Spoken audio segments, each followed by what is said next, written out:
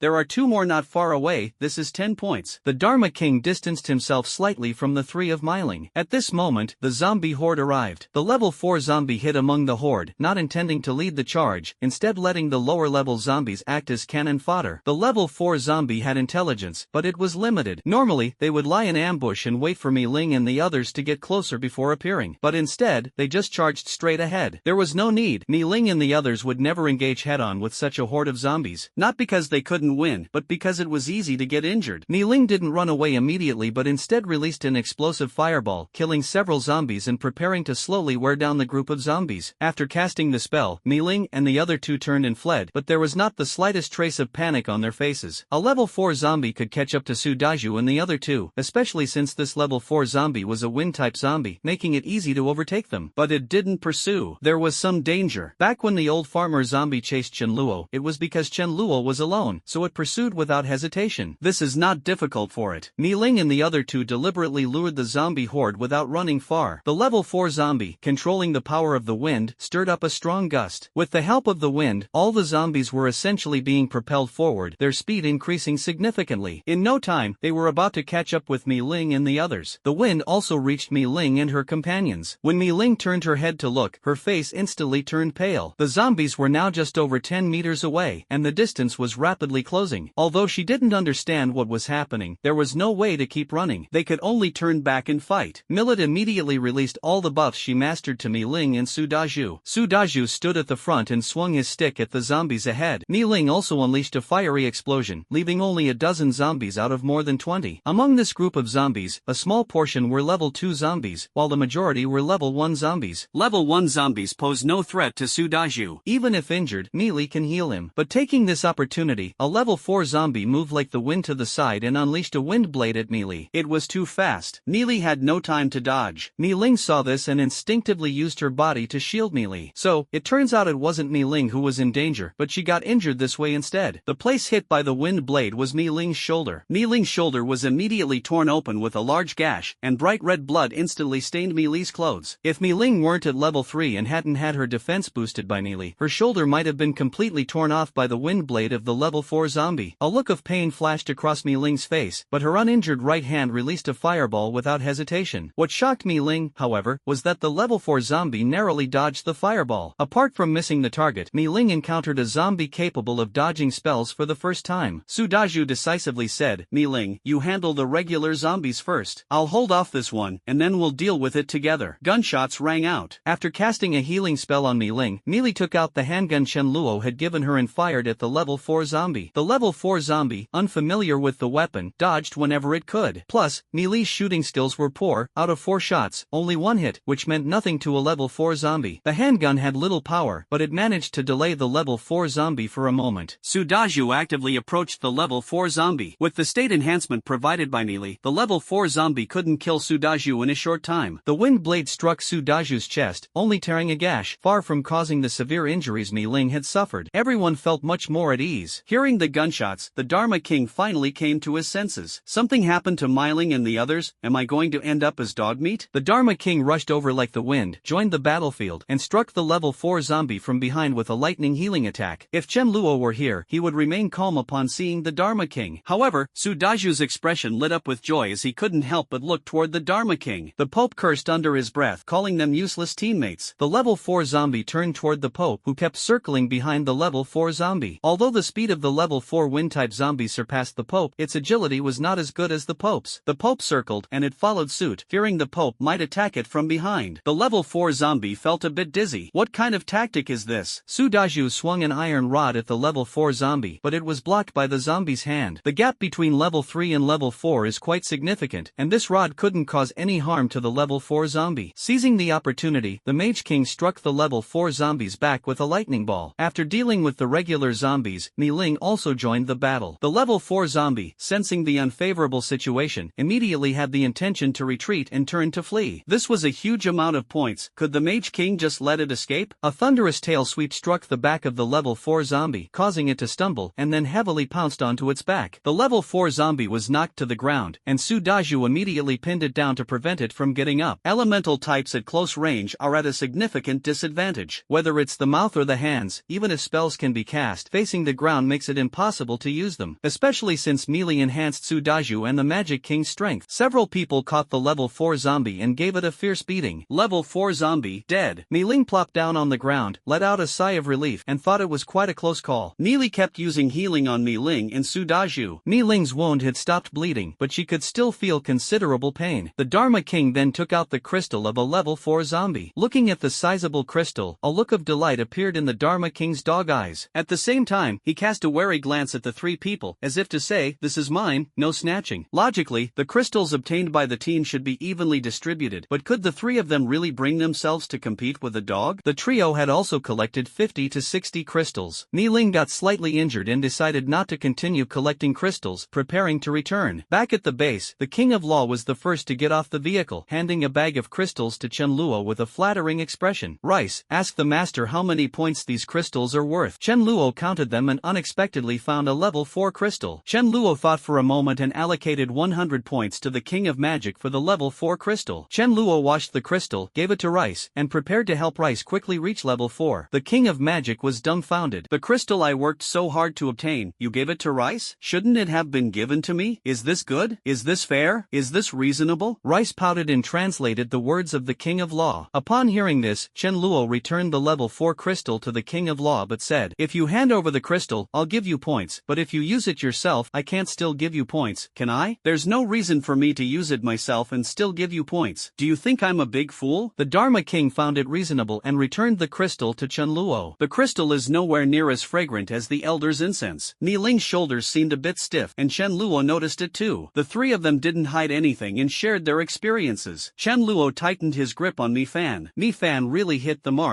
There is danger, but it's not life-threatening. Twice now, Mi Fan has successfully predicted danger. The last time was Meili. Chen Luo felt a bit puzzled. Su Daju also suffered a minor injury, but Mi Fan didn't mention it. Was it because the injury was too minor to be sensed? It wasn't long before the group that had set out together also returned. Although the task was completed, everyone's spirits were low, lacking the usual cheerful expressions. 4 people were injured, and 1 died. Dealing with second-level zombies is risky. A moment of carelessness can lead to injury, and if a vital spot is hit, there's no saving them. Previously, it had been many days without anyone dying, and seeing a companion's death, no one could feel happy. Chen Luo's expression was calm. He had been mentally prepared. Death is undoubtedly a far more serious matter than Mi Ling getting injured, so why didn't Mi Fan sense that this person would die? If Mi Fan had sensed it, he wouldn't have kept silent. Can Rice currently only sense the safety of close people and not feel anything about unfamiliar ones? The recruitment notice board at the door. Chen Luo took out a pen and crossed out the occasional meet from the recruitment benefits. After Zhao Hai left, 2 more groups of people came nearby to search for supplies. If they saw the word meet, they might not be able to resist causing trouble. To prevent them from courting death, Chen Luo crossed out these words. Previously, second-level ability users could join, but now Chen Luo changed it to require 3 second-level crystals as proof. Currently, zombies have basically evolved to the second level, so the conditions for second-level ability users are no longer sufficient. Originally, Chen Luo wanted to set it at 10 second-level crystals, but after thinking about it, he felt it was a bit too harsh. Without training and being alone, it would be too difficult. Anyway, the new members are all living outside the villa area now, so let's keep the conditions simple. Chen Guang and the others were about to set out to kill zombies when a young man ran over from not far away. The young man was in his 20s, filthy all over, with messy, unkempt facial hair. His eyes were lifeless, forming a stark contrast with the members of the base. As soon as the young man arrived, he knelt on the ground and sobbed, "Please take me in, I'm going crazy. Living every day like a dog, no, eating and drinking worse than dogs before the apocalypse. At night, there's no light, just endless darkness. Time is unbearable, truly torturous. My former companions, I discovered that some of them kept attacking those around them to take their crystals. I was terrified and escaped alone. I know you take people in, but I don't dare to kill zombies, but I realized I really can't survive on my own. Hiding in a room all day, constantly on edge, starving, with no one to talk to, I'm going crazy. Now I dare to kill zombies. I'd rather die at the hands of zombies, be eaten by them, than live like this any longer. I'm begging you to take me in, to fight zombies together with you. Alone, without anyone to cooperate with, how could I possibly stand a chance against zombies?" Assassinations among survivors are all too common. If there are only 2 people, it's highly likely that one will assassinate the other. Is it easier to kill an unguarded survivor, or to kill a zombie? If zombies become harder and harder to kill, this situation will escalate further. A base would never allow such internal strife to occur. There would be at least some basic rules. Without electricity, modern people who feel like they can't live without their phones would truly go crazy if they were without them for a long time. Trust me, the reality of the situation will force survivors, who don't dare to fight zombies, to engage in combat with them. But zombies are already quite formidable. Without combat experience, is it a bit too late to start daring to kill zombies now? Chen Luo originally didn't want to agree with this young man, but his words stirred memories of a past life. Living alone for too long had led to burying himself in loneliness. Chen Luo said, "Chen Guang, take him to try it out. If he performs well, he can become a new member. If not, let him fend for himself." The young man was overjoyed and kept kowtowing to Chen Luo. Chen Guang laughed and said, "The boss has spoken, so I'll take you to try it out. You're lucky, kid. Normally, we wouldn't accept someone like you." As a result, despite talking tough, the young man trembled during the fight and even ended up throwing his ability onto a teammate in front of him. Chen Guang kicked him away. "Get lost, you SOB. Don't come and get my people killed. Giving one chance is enough. There won't be a second one." Upon learning this, Chen Luo shook his head. In the early days of the apocalypse, apocalypse, survivors might still help each other. But as resources become scarce and the environment grows harsher, human nature will be unleashed continuously, far more terrifying than the zombies. That night, there was some good news. That is the King of Dogs, who has advanced to level 4. The level 4 King of Dogs has grown slightly in size, with its body length increasing by about 30 centimeters, and its dog face becoming larger. This is the first level 4 entity in the base apart from Chunluo. Even if others receive the same treatment as the King of Dogs, they haven't advanced to level 4 this quickly. The Dharma King can absorb 10 crystals at once, Myling 9, and Myling 8. Myling, with the ability to absorb 8 crystals, was already a top-tier powerhouse in her previous life. Mylie, on the other hand, simply lacked strong combat abilities and wasn't as renowned as Myling, but her talents surpassed Myling's. As for the Dharma King, who can absorb 10 crystals, it seems no one can compare. Chunluo and the others, of course, surrounded the Dharma King and scrutinized him closely, while the Dharma King proudly held his head high. Myling was quite puzzled. When she first met Chunluo, he said she couldn't even beat his dog, and at the time, she was very unconvinced. Now it seems, he really wasn't exaggerating. Moreover, this dog is highly intelligent. If it played dirty, her 3-person team with Mylie and Sudaju probably wouldn't be a match for the Dharma King, let alone the fact that the Dharma King has now advanced to level 4. Why would she be inferior to a dog? Myling grew more and more depressed, the kind that couldn't be overcome in a short time, and Myling felt that catching up would be really difficult. Mi Fan was doing translations. The Dharma King said, "How many points for the first to advance to level 4? This Chunluo really hadn't announced it yet, because it was still early. Chunluo only then realized why the Dharma King had been so eager for points recently. Chunluo asked curiously, "What do you need points for?" The Dharma King raised his head proudly and said, "I have a dream, and that is to become the dog elder. After that, I'll aim for the position of deputy leader. By then, everyone will call me dog leader." Chunluo was stunned at first, then his face darkened, and he lightly kicked the Dharma King. Dog leader? I feel like you're implying something about me. The King of Law has been promoted to level 4, greatly increasing the success rate of the dog killer's missions. Chunluo, however, is more looking forward to Rice advancing to level 4. The next day at noon, Chunluo didn't expect that Zhao Hai would actually come asking for help. At the time, Zhao Hai said that if he encountered difficulties, he hoped Chunluo could lend a hand. Chunluo casually agreed, thinking, "Wow, you really came. I was just saying that casually. Let's first see what the matter is." If Zhao Hai could offer something that piqued Chunluo's interest, Chunluo wouldn't mind helping out this time. Of course, if things are too dangerous, take the money but don't do the job. Zhao Hai sent one of his core brothers, bringing over a dozen people in 3 cars. If one person comes alone, any random danger on the road could lead to failure. This person is named Song Ling, in his early 30s, with a buzz cut, looking very sharp. Song Ling adopted a very humble attitude because he knew that, although he had more people on his side than Chunluo, their strength was simply not on the same level. Song Ling first had someone bring over a box of Huazi cigarettes. Song Ling politely said, "Brother Chen, you definitely don't lack food here," and Brother Hai couldn't find anything particularly good to eat. "Here are 100 packs of Huazi cigarettes, which Brother Hai went to great lengths to gather. Brother Hai said to bring them over as a token of respect for you. Whether you accept or not, these cigarettes are yours." The male members of the base, even those who originally didn't smoke, had learned to smoke to relieve stress and anxiety. Tobacco is much more valuable than food. Zhao Hai has spent quite a bit. There isn't much tobacco in Chunluo's space, just over 20,000 packs, worth tens of millions. It's intended for future core members, and it's sufficient. Ordinary members having cigarettes to smoke or not, Chunluo didn't care. Chunluo smiled and said, "What's the matter? Tell me about it." Song Ling nodded nervously. "It's like this, on our side, a very powerful ability user suddenly appeared, named Zhang Wu, competing with us for supplies and taking in survivors. This could have been overlooked, and Brother Hai didn't want to have a conflict with him, but this person has issues. He's too arrogant, shouting that 2 tigers cannot share one mountain, and making threats, saying that if Brother Hai doesn't become his underling, he'll wipe us out. This person is really formidable. He easily killed over a dozen of our people who were alone, and among them were some skilled fighters, most of whom were level 2 ability users. Brother Hai can't handle him. There's no other way but to ask for your help. One person taking on over a dozen, and many of them were level 2? It is absolutely impossible to be level 3. The gap between level 2 and level 3 is not that significant. It must at least be level 4, but it is unlikely to be level 5. Unless, at the very beginning of the apocalypse, there was a continuous supply of high-level crystals and exceptional talent. Only then could someone like Chunluo reach level 5. When Chunluo started, he absorbed only some low-quality crystals. Despite having great talent, he couldn't grow quickly. After reaching level 5, due to the lack of advanced crystals, there were 2 level 4 crystals, which were also given to the Mage King and Mi Fan. The growth and strength has already slowed significantly. The Mage King only reached level 4 with the help of level 4 crystals. This person's talent surpasses the Mage King? Absolutely impossible. Chunluo quickly came to a conclusion in his heart. It was likely that this person, like Lang Chen, had incredible luck and obtained a high-level crystal. Coupled with decent talent, this was how they advanced to level 4. Even if there was an extremely slim chance that this person was level 5 like Chen Luo was fully confident he could take him down. Chen Luo pondered in his heart that the high-level crystal on this person was likely not yet fully absorbed. By taking him down, he could also acquire his crystal. A level 4 crystal and at least a level 6, or even level 7, crystal. This deal can be done. Chen Luo didn't care about Zhao Hai's gratitude, but he was somewhat tempted by these 2 crystals. Out of caution, Chen Luo asked, what type of ability user is this person, and how did they kill more than a dozen people at the time? Song Ling replied, it should be a physical type ability user. They relied on brute strength and killed our people without much skill. A pure tier 4 meat system, with defense similar to Chen Luo. Chen Luo thought for a moment, then nodded in agreement. Alright, I'll go take a look with you. Upon hearing this, Song Ling was very excited and clasped his fists in gratitude. Thank you, brother Chen. Without void walking, Chen Luo wouldn't take this risk no matter what. Chen Luo said, let's not waste time. We won't keep you for lunch, let's leave now. Every minute delayed means Zhong Wu absorbs a bit more of the advanced crystal. Song Ling couldn't wait for Chen Luo to set off as soon as possible. Chen Luo asked Song Ling to wait at the door, then turned back, picked up Mi Fan, and asked, Rice, do you think there will be any danger on this trip? If Rice said there was danger, Chen Luo wouldn't go out no matter what. Rice thought for a moment and said, there shouldn't be, I don't feel anything. What do you mean by shouldn't? Chen Luo felt a bit of danger. Chen Luo cautiously asked, so is there or isn't there? Rice carefully sensed for a moment, there isn't. You can set off without worry. Set off? Chen Luo, for the sake of Rice, I'll take this risk. The higher the level, the stronger the power of the ability. Similarly, after Rice upgrades, even if no new abilities are comprehended, the accuracy of perception will also increase. To help the Rice reach level 4 sooner, Chen Luo decided to hit the road. Chen Luo picked up Mython and said, if we're hitting the road, we'll go together. Let the Dharma King stay behind to guard the house. The current Dharma King can take on 100 enemies without a problem. Xia Haoran said, brother Chen, let me go with you. That way, we can look out for each other. Chen Luo smiled and declined. If danger arises, having Xia Haoran there wouldn't make a difference. Instead, Xia Haoran would become a burden. Xia Haoran's current strength is still low. Song Ling arrived in a golden Bentley, along with 2 SUVs. If it weren't to make Chen Luo's journey a bit more comfortable, Song Ling wouldn't have driven this car. Song Ling opened the car door for Chen Luo, while holding his hand against the roof to prevent Chen Luo's forehead from accidentally bumping into it. It was evident that Song Ling was very skilled at such actions. In the Bentley, only Chen Luo was sitting in the back seat, while Song Ling was driving. Even though the SUV behind was a bit cramped, Song Ling never let anyone else ride in the same car as Chen Luo. It must be said, Chen Luo was given plenty of face, and he felt quite comfortable with the flattery. Chen Luo joked, this car is pretty nice. Song Ling immediately responded, brother Chen, if you like it, I'll send it to you later, or you can drive it back when you return. When you get to brother Hai's place, whatever catches your eye, as long as you say the word, brother Hai definitely won't hesitate to give it to you. Chen Luo smiled faintly. When it comes to social etiquette, Song Ling and Zhao Hai have it down to a fine art. There were scattered zombies on the road, but Chen Luo didn't need to take action as the people behind him got out of the car to clean them up on their own. When encountering a larger number of zombies, Chen Luo didn't mind helping them clear the way, especially since Song Ling was filming quite comfortably. It wasn't far from Zhao Hai's place, just a detour of over 10 miles, and they arrived in less than an hour. Zhao Hai's base was located in a Golden Dragon residential area. Although it wasn't large, the environment was quite nice. The gate at the entrance of the community was tightly closed, with guards stationed there. Zhao Hai's base was also equipped with walkie-talkies, but Zhao Hai seemed to have been waiting for Chen Luo and did not use the walkie-talkie to contact him. As soon as Chen Luo entered, Zhao Hai came forward to greet him. Zhao Hai walked over with a face full of gratitude. Brother Chen, I really appreciate you coming over to help. This favor, I, Zhao Hai, will remember in my heart. If you ever need anything, just let me know. Chen Luo chuckled softly. It was the same thing Zhao Hai had said the last time he left. Polite words are just for listening. If you take them seriously, you've already lost. After everything is over, let me take a look at what good stuff you have in your base. I definitely won't hold back. Since the last time we parted, Zhao Hai's side has absorbed more than 20 people from Chen Luo, but now the numbers have not decreased but increased, reaching nearly 150 people. Zhao Hai's criteria for recruiting people are not as strict as Chen Luo's. As long as you're willing to fight zombies with the team or seem decent, regardless of gender, age, or background, everyone is accepted. The current supplies are still sufficient to support people, but what they can eat is not guaranteed. The new members who joined Zhao Hai's group hadn't seen Chen Luo in action before. Now, they found Chen Luo a bit strange. They knew Zhao Hai had gone to seek reinforcements and assumed he was bringing back a large group of people. Who would have thought it was just a young man? Just one person. Handsome is handsome, but what's the use of being handsome? Got excited for nothing. To be honest, Zhao Hai also felt a bit uncertain. Last time, Chen Luo only showed his ability to withstand bullets. As for his other skills, Zhao Hai knew nothing about them. That Jiang Wu was also quite formidable. The spells thrown at him hardly cause any harm. One against more than a dozen, and he feels no pressure at all. On our side, we only have a slight advantage in numbers over Jiang Wu's side. If this drags on for another 2 days without dealing with Jiang Wu, morale will collapse. Zhao Hai felt a bit frustrated. Why are there so many freakishly strong people, and why do they all end up crossing paths with him? Also, Chen Luo didn't bring his impressive dog. After seeing Zhao Hai, who was formidable as a king, he thought that if that dog were here, things would feel much more secure. Zhao Hai comforted himself inwardly, thinking that since Chen Luo dared to come alone, he must have some kind of trump card. Last time there was a dog, and this time he brought a beautiful cat. Could it be that this seemingly adorable cat is actually a deadly killer? Chen Luo said, "Where is Jiang Wu? I'm in a hurry." Hearing Chen Luo's confident words, Zhao Hai felt much more reassured. Zhao Hai quickly said, "Brother Chen, please wait a moment. I'll gather some people right away to go after that Jiang Wu." Chen Luo nodded. "No need for that, who wants to fight 1 against 100 anyway?" With Zhao Hai's men as cannon fodder, he could seize the right moment, blend into the crowd, and launch a sneak attack. No, how could it be called a sneak attack? He would strike Jiang Wu down with one sword. 5 minutes later, Zhao Hai's men had already gathered, almost the entire team. On the way, a few scattered zombies saw so many people and immediately ran away. Zhao Hai sighed, "This is really strange. Zombies running away when they see people? It feels like these zombies are getting more and more cunning. If we don't clean them up soon, will there still be a way for people to survive?" Chen Luo smiled faintly but said nothing. Jiang Wu lives in another nearby residential area. At this moment, in the best decorated apartment in the residential area, Jiang Wu was holding 2 attractive young women, his hands wandering occasionally. 4 dishes are placed on the table: peanuts, bagged pickled chicken feet, kung pao chicken, and twice-cooked pork, and a few bottles of chilled beer. The kung pao chicken and twice-cooked pork were, of course, not freshly stir-fried, nor did they contain fresh meat. They were the kind of long-lasting meal packs, probably loaded with preservatives, just reheated. Although it couldn't compare to Chen Luo's cooking, it was already quite good. Jiang Wu felt very pleased in his heart. Although the food was a bit lacking, the beauty in his arms was something he could never have had before the apocalypse, and she was very obedient. Jiang Wu was a chubby guy with a few pimples on his face, small eyes, and a plain appearance that would be considered a compliment. Before the apocalypse, Jiang Wu didn't have many hobbies, but his biggest one was reading novels. After reading so many novels, if nothing else, his imagination had expanded greatly. He had already guessed that there were crystals in zombie brains when the apocalypse first began. Sure enough, reading a lot of novels does have its benefits. Seeing others with supernatural abilities while she had none, Jiang Wu felt very disappointed. The physical enhancement type wasn't as mysterious as the elemental type, so it was quite normal not to notice it when weak. When she unexpectedly saw a strangely shaped zombie lying on the ground, Jiang Wu gritted her teeth and went up to collect its crystal. Looking at the quail-egg-sized crystal, Jiang Wu was incredibly excited. This was a stroke of luck. Hey, after reading a lot of novels, especially cultivation novels, Jiang Wu, who felt unwell after absorbing the crystal, could still guess pretty accurately that it couldn't be absorbed forcefully. Moreover, Jiang Wu had big ambitions. Fortune favors the bold. Pain is just pain. I'll absorb it. If I die, so be it. What's there to fear? If the crystal is swallowed, the immense energy could cause a person to explode. But as long as it's not eaten and held in the hand, stopping absorption when the body can't handle it, then there's no problem. Jiang Wu learned the secret of the crystal early on, reached level 2 quickly, and then relied on the crystal in his hand to rise all the way to level 4. Jiang Wu realized that the gap between himself and others was too vast, so he stepped forward, aiming to dominate and rule. The first person he decided to deal with was Zhao Hai, who was right next to him. While he was enjoying himself, a subordinate suddenly knocked on the door forcefully and said in a panic, "Boss, Zhao Hai has brought people here." Jiang Wu was momentarily stunned and then cursed, "Damn, I didn't go looking for him, but he's coming for me first. He must be tired of living." Jiang Wu wasn't a reckless brute. Facing a 1 versus 10 plus situation, he deliberately acted in front of Zhao Hai's people, while simultaneously spreading the word, inviting Zhao Hai's people to join him and promising to let bygones be bygones. Otherwise, even if all the people are killed, where would you recruit underlings? The more people, the greater the strength. Jiang Wu was also on guard, so Zhao Hai had no way to launch a sneak attack. The two groups quickly faced off at the entrance of the neighborhood. Chen Luo observed Jiang Wu from the back of the crowd but couldn't determine the exact level. No matter what, as long as it's not level 7, there's no one I can't kill with a single strike. Level 7 ability users start to develop some resistance to the Void Blade. Both sides were very tense, neither wanting to risk their lives. There's no need. Who wants to risk their life? They're just looking for something to rely on to survive for now. No one wants to join a battle where a large number of people are clearly going to die. Unless they outnumber the opponent overwhelmingly, they wouldn't dare to fight. As long as there's food and drink, it's completely unnecessary. Of course, if the other side attacks, the only options are to resist or to run for your life. Jiang Wu pointed at Zhao Hai and cursed angrily. Zhao Hai, I thought you were someone worth respecting, so I gave you a chance. But you don't know how to appreciate it. I intended to take you in, but it seems you're courting death yourself. Zhao Hai's face darkened. Before the apocalypse, a kid like this wouldn't even have had the chance to interact with him, let alone dare to insult him. Before coming here, Zhao Hai had already figured out how to deal with Jiang Wu. Zhao Hai said, Jiang Wu, aren't you impressive? If I find a dozen more people, do you dare to take them on? If you can really handle it, I'll admit defeat and be your underling. Jiang Wu sneered, why wouldn't I dare? You're the one who said it. Zhao Hai chuckled inwardly. After all, he's just a young hothead who can't resist provocation. Zhao Hai shouted loudly, whoever dares to take on Jiang Wu, I'll give them a pound of sausages each. This is a hefty reward, and there are always a few bold ones willing to risk their lives for the meat. Even with Chen Luo's cautious nature, if someone offered a pound of sausage a few years later, Chen Luo would still dare to risk it all. Zhao Hai's closest brothers were the first to step forward. When something happens, they have to take the lead. A few others hesitated but eventually stepped forward. Chen Luo placed the rice in the Bentley that came along, locked the car door, and quietly followed. It was agreed upon when they came that Zhao Hai would create opportunities for Chen Luo. Song Ling gritted his teeth, took a few brothers, and charged forward first. He was also a physical type fighter, and Jiang Wu, a level 4 physical type, wouldn't be able to take him down instantly. But they didn't rush forward recklessly. A few people raised their steel rods and swung them toward Jiang Wu's head. Jiang Wu let out a cold laugh. Does this work on me? Perfect. Let everyone witness my power. Chen Luo followed behind, raising the void blade. Under the intense sunlight, the void blade was almost invisible. The sound of bang bang bang rang out as the steel pipe collided with Jiang Wu's head. The steel pipe bent, but Jiang Wu acted as if nothing had happened. Chen Luo shook his head. Was he really this overconfident? Chen Luo blended into the crowd, stepped forward, and thrust his sword through the gaps in the crowd, aiming to slash at Jiang Wu's waist. Jiang Wu instinctively lowered his head but saw nothing. What are you doing? Pretending to attack me just to get the sausage? It wasn't until his upper and lower body were separated that Jiang Wu realized. Ran into a trickster. Chen Luo ignored the shocked expressions of the others and first searched Jiang Wu's body for any possible crystals. But after searching all the pockets, it still couldn't be found. Could it be hidden in the bedroom? After the initial shock, Song Ling skillfully reached toward Jiang Wu's crotch. Seeing the crystal that Song Ling retrieved from the pocket of Jiang Wu's underwear, Chen Luo was stunned. So it was hidden here. You really know how to hide. Doesn't it feel uncomfortable? What if the little guy absorbs the crystal and mutates? Song Ling carefully rubbed the crystal in his hand. It was the first time he had seen such a large crystal. With a comparison between primary crystals and secondary crystals, as long as one isn't brain-dead, they would know that the larger the crystal, the better the effect. If this crystal is obtained, the benefits naturally go without saying. But in front of Song Ling, someone extended a hand. Chen Luo smiled as he looked at Song Ling. Although he wanted it badly, Song Ling knew that if he didn't give it up, his fate would be the same as Jiang Wu's. Split in two. Reluctantly, Song Ling handed the crystal to Chen Luo, who took it with great disdain, finding it even more disgusting than retrieving it from a zombie's head. Chen Luo first checked the quality and remaining quantity of the crystal, then placed it into a delicate little box he had prepared in advance. Chen Luo was somewhat disappointed. It was just a level 6 crystal, with not much power left, about a quarter remaining. The good news was that it was a psychic-type crystal, which should be suitable for someone like Rice, who possesses prophetic mental powers. Chen Luo didn't know what abilities Rice had, so for now, he assumed it was prophecy-related. Zhao Hai stood behind, staring eagerly. He also knew this crystal was very valuable, but he didn't dare say anything. It was not mentioned beforehand who should get the crystal if obtained, but he dared not compete with Chen Luo. In his eyes, Jiang Wu, who seemed helpless, was unexpectedly killed in an instant by Chen Luo. He had originally anticipated a fierce battle. Who would have thought the fight would end so quickly? Moreover, Jiang Wu's death was bizarre. His body was split in two, yet not a single drop of blood was shed. Zhao Hai felt relieved in his heart. It's good that Jiang Wu was dealt with. Damn, this idiot. Is the Jianghu all about fighting and killing? It's about human relationships and worldly wisdom. I know powerful people who can take you down in an instant. Zhao Hai had a doubt in his heart. Jiang Wu and Chen Luo were not on the same level at all, so why was Chen Luo still so cautious and even creating opportunities for him? One-on-one, I bet Jiang Wu would be taken down in seconds, right? TCH, if we can gang up, who wants to play one-on-one with you? Chen Luo once again extracted Jiang Wu's crystal. Not a single person dared to stop him. They all looked at this seemingly sunny and handsome guy with some fear, knowing he was actually a freak who could take down Jiang Wu in an instant. Zhao Hai said, everyone, don't be afraid. I absolutely won't make things difficult for you. Jiang Wu is an idiot. At this point, we should unite and focus on clearing out the zombies as soon as possible. This fool wants to dominate and rule, but everyone knows my character, Zhao Hai. Following me will definitely not put you you at a disadvantage. These people have absolutely no loyalty, they are only loyal to themselves. As long as they can survive, it doesn't matter who they follow. Zhao Hai easily recruited this group of people. When it comes to real combat, who knows how many won't run away? It's completely uncertain. Chen Luo took a stroll around Zhao Hai's base but didn't find anything he wanted. There were just some sausages and cured meats. Zhao Hai nervously watched from behind, thinking, if Chen Luo wants them, should I give them or not? If I give them to him, what will my brothers and I eat when we want to improve our meals? These are considered good stuff. No way. What if we offend Chen Luo? If Chen Luo insists, is there any way to refuse? Are you kidding? Would Chen Luo even care about this little stuff? Although Chen Luo isn't afraid of offending Zhao Hai and could easily take everything, it's really not worth it for such a small matter. Chen Luo glanced at the time and said, it's time to go. The house can't be left unattended. Zhao Hai let out a long sigh of relief. Brother Chen, thank you again for your help. Now that you're here, if you ever need help in the future, just let me know. Do you need me to send some people to escort you back? Chen Luo waved his hand. No need, but as for that golden Bentley, I won't be polite about it.